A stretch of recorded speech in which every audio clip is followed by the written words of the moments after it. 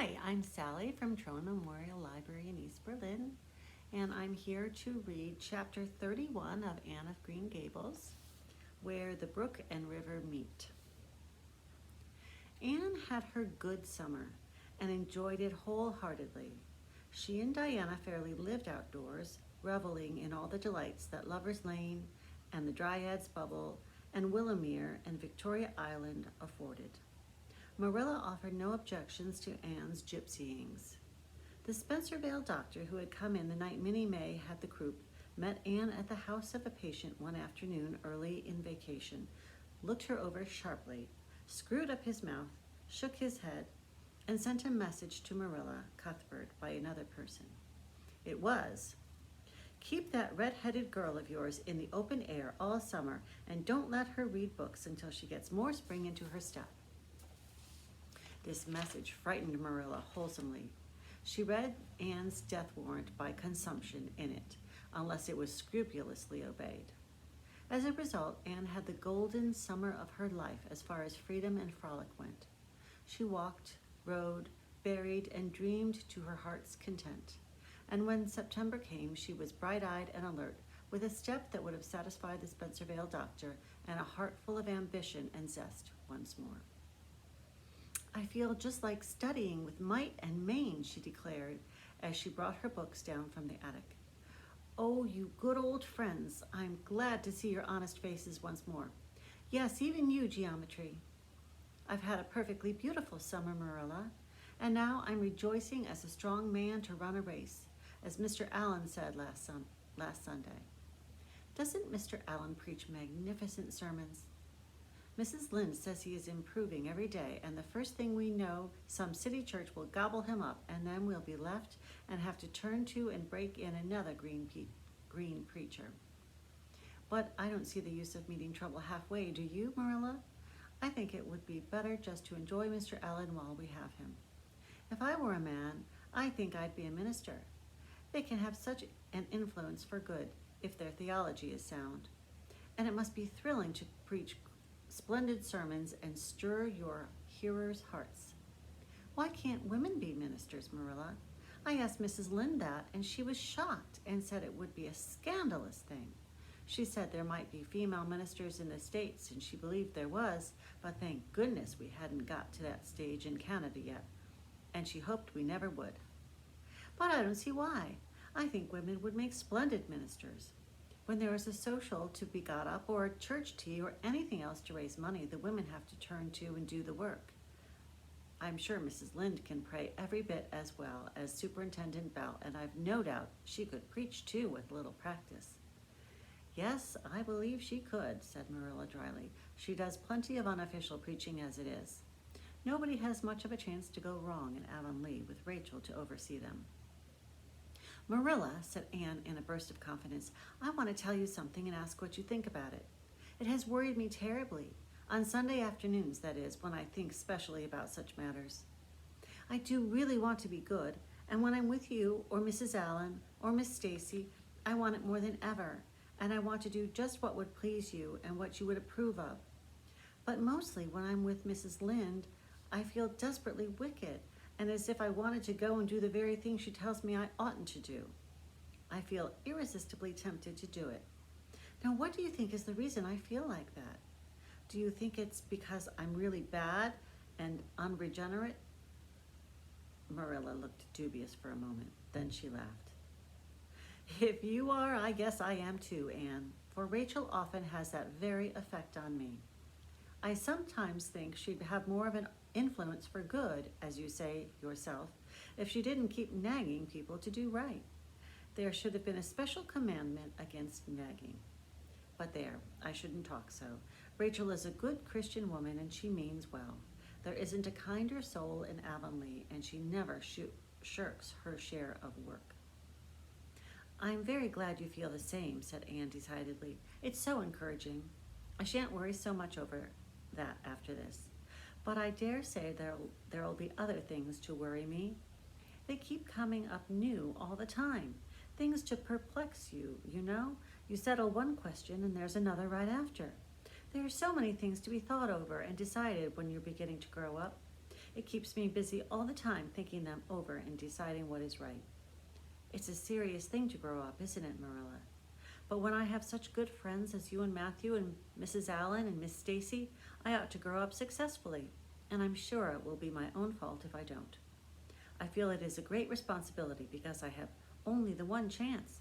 If I don't grow up right, I can't go back and begin over again. I've grown 2 inches this summer, Marilla. Mr. Gillis measured me at Ruby's party. I'm so glad you made my new dresses longer. That dark one is so pretty, and it was sweet of you to put on the flounce. Of course, I know it wasn't really necessary, but flounces are so stylish this fall, and Josie Pye has flounces on all her dresses. I know I'll be able to study better because of mine. I shall have such a comfortable feeling deep down in my mind about that flounce. It's worth something to have that, admitted Marilla. Miss Stacy came back to Avonlea School and found all her pupils eager for work once more. Especially did the Queen's class gird up their loins for the fray, for at the end of the coming year, dimly shadowing their pathway already, loomed up that fateful thing known as the entrance, at the thought of which one and all felt their hearts sink into their very shoes. Suppose they did not pass? That thought was doomed to haunt Anne through the waking hours of that winter, Sunday afternoons inclusive, to the almost entire exclusion of moral and theological problems. When Anne had bad dreams, she found herself staring miserably at past lists of the entrance exams, where Gilbert Blythe's name was blazoned at the top and in which hers did not appear at all. But it was a jolly, busy, happy, swift-flying winter. Schoolwork was as interesting, class rivalry as absorbing as of yore. New worlds of thought, feeling, and ambition, fresh, fascinating fields of unexplored knowledge seemed to be opening out before Anne's eager eyes. Hills peeped o'er hill and Alps on Alps arose. Much of all this was due to Miss Stacy's tactful, careful, broad-minded guidance. She led her class to think and explore and discover for themselves, and encouraged straying from the old beaten paths to a degree that quite shocked Mrs. Lynde and the school trustees, who viewed all innovations on established methods rather dubiously. Apart from her studies, Anne expanded socially. For Marilla, mindful of the Spencervale doctor's dictum, no longer vetoed occasional outings. The debating club flourished and gave several concerts. There were 1 or 2 parties almost verging on grown-up affairs. There were sleigh rides and skating frolics galore. Between times, Anne grew, shooting up so rapidly that Marilla was astonished one day when they were standing side by side to find the girl was taller than herself. "Why, Anne, how you've grown," she said, almost unbelievingly. A sigh followed on the words. Marilla felt a queer regret over Anne's inches. The child she had learned to love had vanished somehow, and here was this tall, serious-eyed girl of 15, with the thoughtful brows and the proudly poised little head in her place. Marilla loved the girl as much as she had loved the child, but she was conscious of a queer, sorrowful sense of loss. And that night, when Anne had gone to prayer meeting with Diana, Marilla sat alone in the wintry twilight and indulged in the weakness of a cry. Matthew, coming in with a lantern, caught her at it and gazed at her in such consternation that Marilla had to laugh through the tears. "I was thinking about Anne," she explained. "She's got to be such a big girl, and she'll probably be away from us next winter. I'll miss her terribly." "She'll be able to come home often," comforted Matthew, to whom Anne was as yet and always would be the eager little girl he had brought home from Bright River on that June evening 4 years before. "The branch railroad will be built to Carmody by that time." "It won't be the same thing as having her here all the time," sighed Marilla gloomily, determined to enjoy her luxury of grief uncomforted. "But there, men can't understand these things."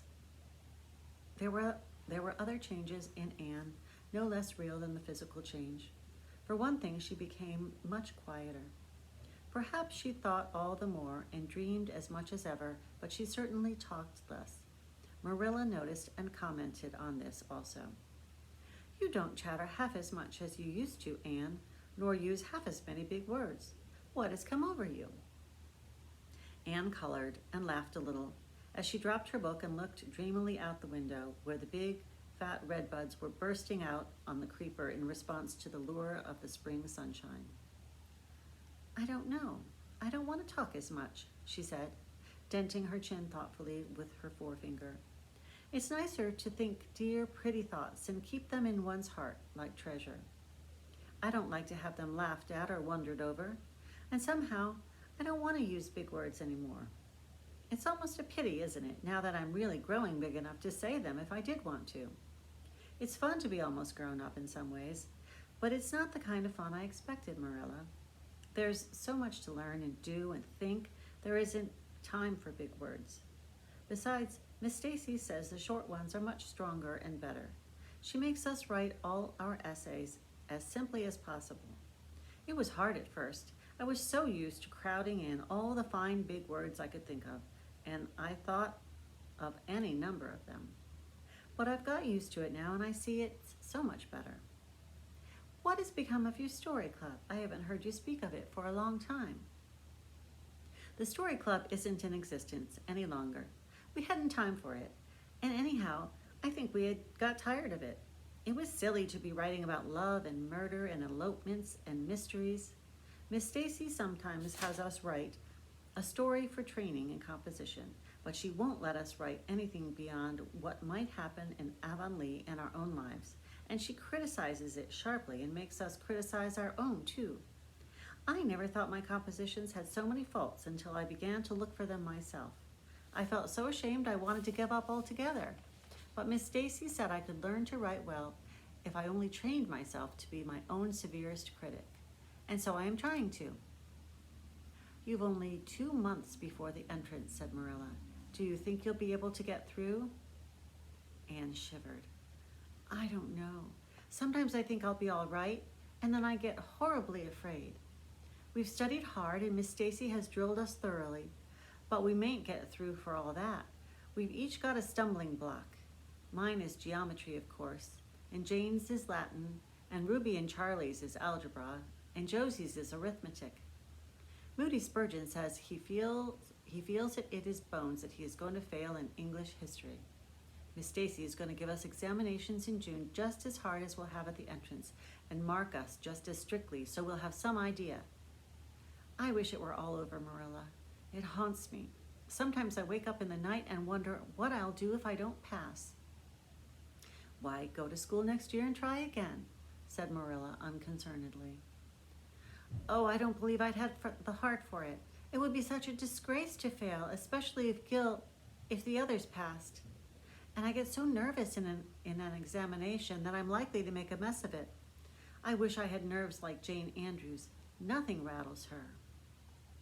Anne sighed, and dragging her eyes from the witcheries of the spring world, the beckoning day of breeze and blue, and the green things upspringing in the garden, buried herself resolutely in her book.